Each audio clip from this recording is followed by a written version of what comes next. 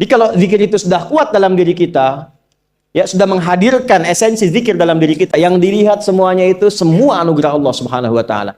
Jadi saat dia gembira itu dia bersyukur, dan saat dia sedang mengalami duka dia bersabar. Semua sama sebagai ibadah. Ajaban li amril mu'min. Kalau sudah seperti itu, kata Nabi, perkara hidupnya mengagumkan, gak ada keluhan. Itu latihannya zikir. Nah, zikir ini di Quran diturunkan dalam bentuk yang pokok berupa amalan ritual. Karena itulah semua bentuk amalan ritual disebut dengan zikir.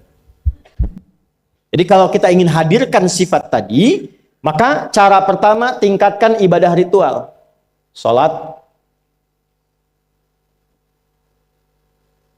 Apalagi? Al-Quran. Saya ambil dua dulu lah, supaya nggak banyak-banyak dulu. Yang pokok salat, yang kita lakukan tiap hari. Tinggal kuantitas dan kualitas kita tingkatkan. Maaf, lihat sini baik-baik. Salat itu di Al-Quran disebut dengan zikir. Dalilnya Quran surah ke-20 ayat ke-14. Dan langsung disarikan dengan fungsi ibadah sebagai fungsi hidup kita. Sudah? Perhatikan baik-baik. Innani anallah la ilaha illa ana fa'budni wa aqimis salata lidzikri. Itu dalilnya. Sayalah Allah, kata Allah. La ilaha illa ana, tidak ada Tuhan yang layak dipertuhankan dan layak disembah kecuali saya, Allah. Allah. Bagaimana kenal Allah sebagai Tuhan? Ya, yang layak disembah, yang harus dipertuhankan, kenalnya bagaimana? Mendekatnya bagaimana? Fa'budni, sembah saya supaya kamu kenal saya, dekat dengan saya, tahu saya. Bagaimana caranya? Wa aqimis shalah, tunaikan salat. Jadi kalau pengen dekat dengan Allah, terkoneksi kepada Allah, tersambung, punya sifat tawakal yang kuat, nih tingkatkan salatnya, tambah. Makanya tiap hari kita sholat 5 waktu itu untuk membangun konektivitas dengan Allah. Sebab kalau sudah dekat, aksesnya pun terbuka semua.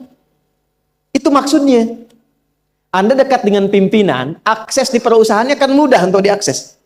Ya kan? Kita punya kenalan yang kuat, yang punya sesuatu, aksesnya mudah dibuka. Kita kenal Allah dan dekat dengan Allah, apa yang sulit bagi Allah. Dan ini kita yakin. Nah sekarang Allah kasih jalan. Coba lihat orang-orang dulu, ya. Mereka ketika akan melatih dirinya untuk tersambung kepada Allah, sholat semua, termasuk para nabi, rasul.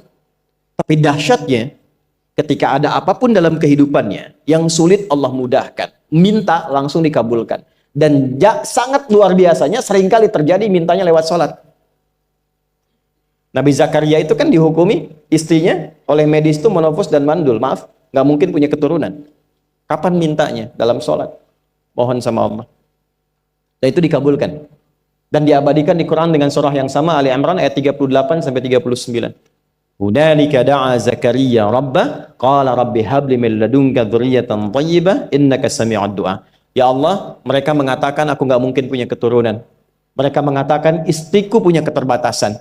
Maka aku memohon kepadamu yang tidak punya batas dalam pemberian. Engkau yang maha mendengar. Kalau kepada yang maha mendengar doa saya tidak dikabulkan, mohon tunjukkan kepadaku lewat sholat ini ya Allah, dengan cara apa lagi dan kepada siapa aku mesti memohon. Itu nggak nunggu lama, permohonan selesai turun jawaban ayat 39-nya. Fanadathul malaikatu wa huwa qa'imun yusalli fil mihrab. Turun malaikat mengabarkan engkau dapat kabar gembira akan punya anak, langsung namanya dikasih Allah Yahya. Annallaha yubasyiruka bi Yahya. Artinya hidup yang mustahil menurut manusia, lahir dari rahim seorang perempuan, maaf, yang divonis monopause dan mandul, bayi yang hidup, kata Allah nggak ada yang mustahil, lahir dan terjadi itu. Yahya, John, lahirlah. Kapan terjadinya? Saat sholat. Karena itu saat dipanggil sholat, itu isinya tuh kan doa semua. Silakan ngecek, isinya doa semua.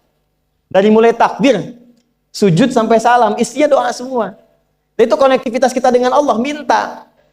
Kapan itu bisa terkabul dengan cepat doanya? Kapan selesai urusan kita? Kalau koneksinya bagus. Makanya disebutnya zikir, yang terhubung, yang nyambung. Semakin kenal, semakin dekat, semakin mudah. Kadang belum minta, sudah diberi. Ada yang orang belum berucap, Allah sudah berikan. Sehingga ketika menghadapi masalah yang sama, ringan. Bukan nggak punya masalah. Akan dihadapi, diringankan oleh Allah. Masalah yang sama, ini sampai ribut, adu argumentasi. Orang ini cuma senyum selesai. Betapa banyak masalah kecil diargumentasikan jadi besar. Akhirnya problem. Tapi tidak sedikit masalah besar dihempaskan di atas sajadah. Ketika koneksinya dengan Allah itu kuat, tiba-tiba hilang seketika. Selesai.